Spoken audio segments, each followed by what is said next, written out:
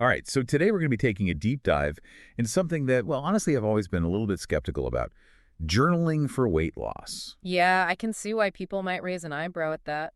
Like putting pen to paper, can that really help us, shed those extra pounds? I mean, we're not exactly talking about like a miracle cure here, Hmm. but we do have some really interesting material to dig into today, some research even, and actually a lot of it's coming from this company, Lestallion. They seem to be like all about this whole journaling for weight loss thing. Well, it is fascinating how much emphasis Lestallion puts on the power of journaling, especially for self-awareness, which, let's face it, is absolutely crucial if you actually want to make any lasting changes. They even cite some studies suggesting that people who consistently journal, specifically for weight management, are much more likely to stay, accountable and motivated. Oh, they talk about that accountability piece a lot. And, it actually makes me think of my cousin Mark. He'd been yo-yo dieting for years, like nothing seemed to stick. And then he started jotting down his food choices. And it was crazy, almost overnight. It was like a switch just flipped. He told me, seeing it all written down made me realize just how much, like, mindless snacking I was doing. It is amazing what simply recording our actions can do, Yeah. right? To bring that level of awareness, because really that's what a journal is. A Yeah. record that you can look back on and really learn from your own patterns. You start to connect the dots between your actions and their consequences. For sure. And speaking of Lestallion, they seem to have designed their journals with that very purpose in mind. They really highlight features like numbered pages, really thick paper, 120 GSM actually, Yeah. and these durable covers like faux leather. Hmm. Interesting. And if you think about it, those design choices actually become pretty relevant in the context of weight loss. Because with numbered pages, for example, you get that sense of organization, that clear tracking, makes it easier to see your progress over time. And then that durable construction means that the journal can handle being, tossed in your bag, taken to the gym. It really becomes like a constant companion on your journey. Yeah, and they are really they're big on the no bleed through aspect of that thick paper. It's like they want you to feel free to just pour your heart out on those pages without worrying about, ink smudging. Right. I mean, there's a psychological element to that too. A well-made journal, it just feels valuable, like an investment in yourself, which in turn can make you more inclined to actually use it. And if you're more likely to use it, well, you're more likely to see those results you're after. So they really try to sell you on the quality. I get it.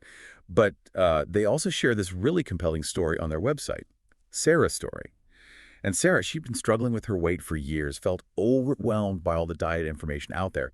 And then she started using a Lestallion journal. It really makes you think, doesn't it, about how we approach weight loss. Is it really just about the food we eat, or is there something more to it? Well, in Sarah's case, she started tracking, yeah, her meals and calories, but also her feelings, how certain foods actually made her feel.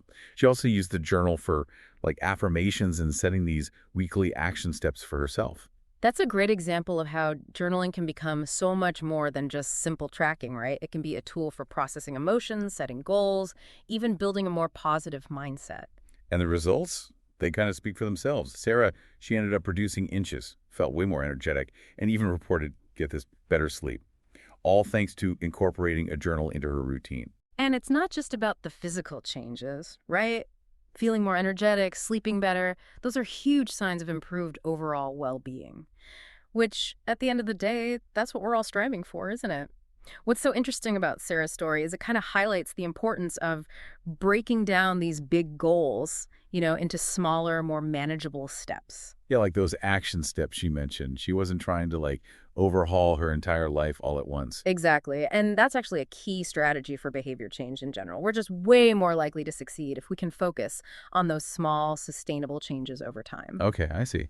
So how does that actually play out in the journal, though? I mean, we talked about tracking food and stuff, but what are some other ways people could use a journal, like specifically for weight loss? Well, there are actually different approaches to journaling. And Lestallion, their journals cater to a bit of both guided journaling and then free form. Oh, So with guided, it provides prompts, gives you some structure, while free form, as the name suggests, allows for, a bit more flexibility. gotcha. So is one better than the other? I mean, I could see how the prompts would be really helpful for someone who, isn't really sure where to start, but I kind of also love the idea of just letting your thoughts flow freely.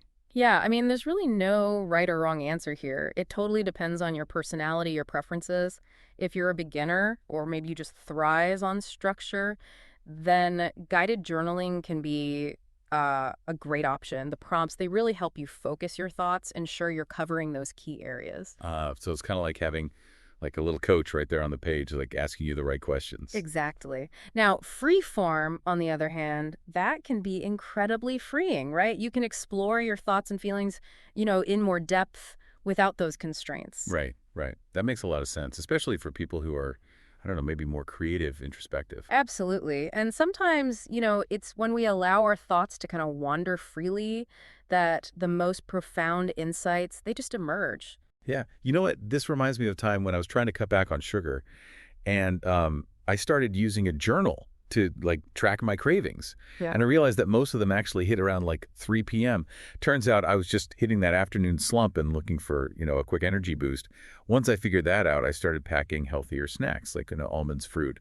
And the cravings, they actually became way more manageable. That is a perfect example of how journaling can help you identify those patterns and then, develop strategies to actually break those unhealthy habits. Yeah, it's almost like you become like a detective of your own behavior. Exactly. You're gathering the evidence, analyzing the data, and then using that information to make more informed decisions. So it really seems like the key takeaway here is finding that right type of journaling that works for you. 100%. It's not about, following a rigid set of rules. It's about creating this personalized practice that supports your own unique weight loss journey. Totally. So we've got the Lestallion method and all, but are there like other schools of thought when it comes to journaling for this, for weight loss, I mean? Oh, definitely. There's a whole world of journaling techniques out there. Some people, they like to focus on gratitude, so they'll write down things they're thankful for each day. Oh, that's interesting. I can see how that would be really helpful, actually. It's so easy to get caught up in, what you're not achieving. So reminding yourself of all the good stuff, it probably helps keep things in perspective. For sure, for sure. It's all about cultivating a more positive mindset, Hmm. which, can be incredibly helpful, especially when you're facing those inevitable challenges. And then there are others who find success with like affirmation journaling, where you're basically writing down positive statements about yourself and your goals. Oh, yeah. My sister tried that, actually. She was training for a half marathon, and she'd write things like, I am strong, I am capable, I will cross that finish line. And did it work for her? She swears by it. Said it really helped her stay like motivated and focused, especially on those days when she just, didn't feel like running. It all comes back to that mind-body connection, right? When we believe in ourselves and our ability to actually achieve something, our actions often follow suit. So it's not just about what we write, but how that writing actually like influences our thoughts and ultimately our behaviors. Precisely. Journaling, it becomes this tool for shaping not just our actions, but also our mindset. Okay, that makes sense. So we've talked about all these different journaling techniques and everything, but how does all of this like actually translate into, weight loss? Well, you can think of it this way. Journaling, it helps us become more aware of our patterns, both the helpful ones and the maybe not so helpful ones. It can also help us manage stress, which, let's be honest, is a huge trigger for overeating. And then by setting intentions and tracking our progress, we're much more likely to, stay motivated and make those healthier choices. So it's not like the journal itself magically melts away the pounds, but it creates this supportive environment, I guess, for making those positive changes. Exactly. It's kind of like building a solid foundation for a house. You need that strong base to support everything else. Right. And that foundation includes things like self-awareness, managing stress, having a more positive mindset, all things that journaling can really help us cultivate. Absolutely. It's not, a quick fix or anything. It's a long-term strategy for, building a healthier and happier relationship with food and with our bodies. Okay, I see.